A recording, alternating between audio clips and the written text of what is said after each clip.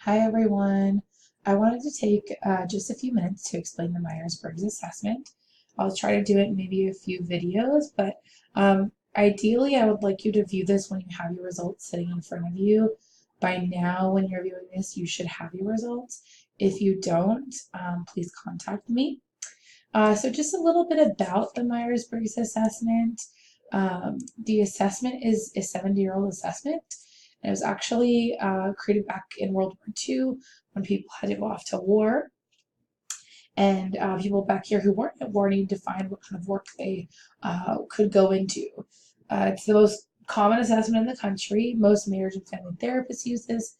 Big companies use this, Panda Express, Reebok, Fortune 500 companies. This assessment measures what we call preferences, tendencies, and characteristics.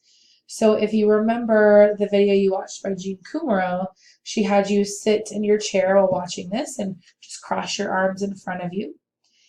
And then she had you kind of take note of which arm you have on top. So for me, I have my left arm on top when they're crossed in front of me.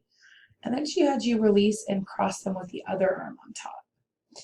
Now, I don't know if you guys feel this, but when I do this, I feel a little awkward. Kind of just more natural for me to have my left arm on top.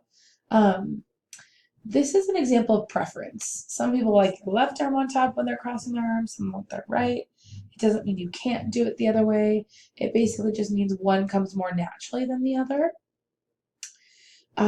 You get to decide how accurate you think this report is for you. So that's kind of why we require an appointment as well, because sometimes people get confused with this assessment or need help really clarifying what's the right fit for them. Sometimes, it's your mindset you are in the moment when you take the assessment that can definitely throw off your results. So just a quick reminder, it measures 4 different areas.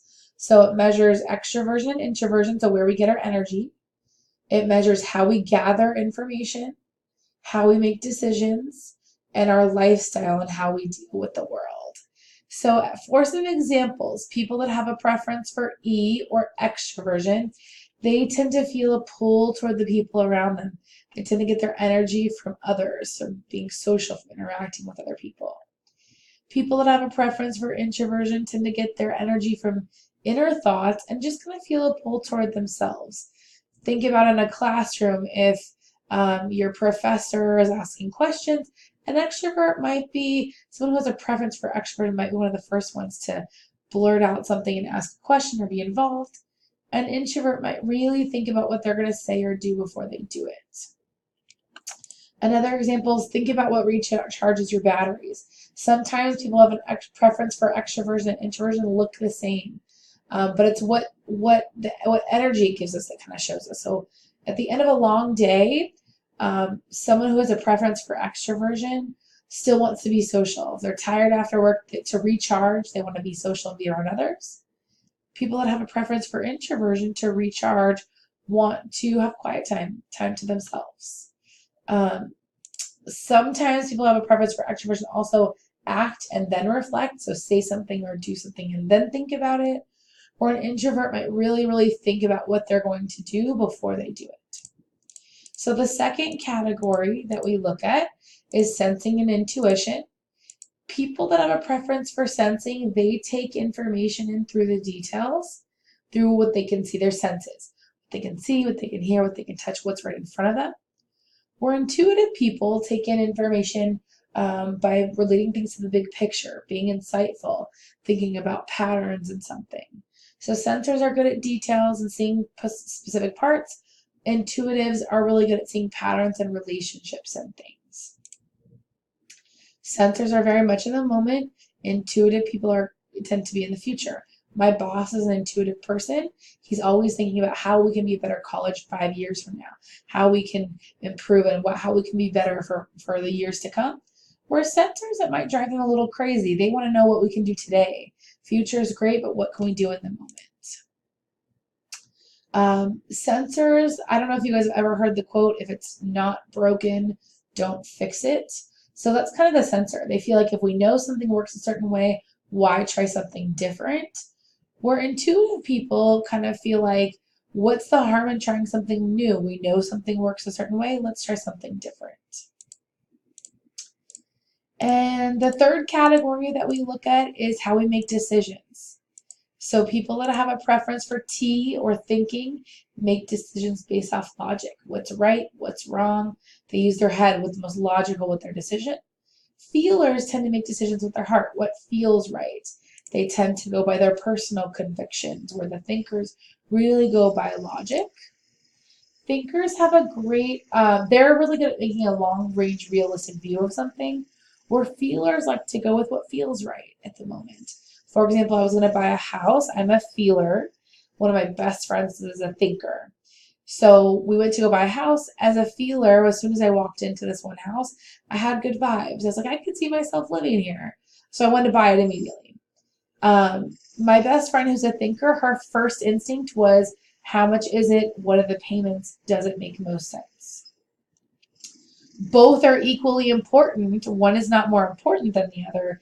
It's just one comes more naturally to people than the other. I tend to be a feeler first, and then I think about the logical side of things. Thinkers are also really good at analyzing plans and information. Feelers are good at understanding people. The last category we look at is J and P, judging and perceiving. Don't think J means that you're a judging person. J means this is lifestyle, and J's like structure. Like everything to be neat, planned, orderly, structured. P's like a flexible, go with the flow lifestyle. J's like order and structure and to have a plan. P's like to go with the flow. If we think about grocery shopping, a J is probably going to make a detailed list before they go. A P might not make a list or might kind of throw something together at the last minute. If we think about vacation, J's tend to like to plan maybe an itinerary, where a P might like to go with what feels right when they get there. J's like to have life under control. P's like to experience life as it happens. If we think about school, if you're given a paper in class, a J might work on this assignments ahead of time, where a P might like the pressure of the last minute.